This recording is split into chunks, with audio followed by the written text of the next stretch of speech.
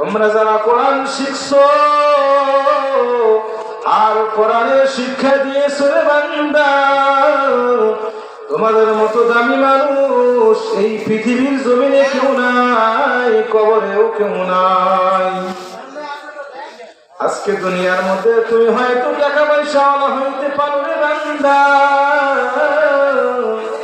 হয়তো তোমার টাকা আছে, পয়সা আছে, ধন সম্পদ আছে, কিন্তু তোমার ভিতরে যদি কোরআনের শিক্ষা না থাকে, কোরআনের শিক্ষা যদি তোমার মধ্যে না থাকে, তাহলে তোমার দাম আল্লাহর কাছে সামান্য নাই।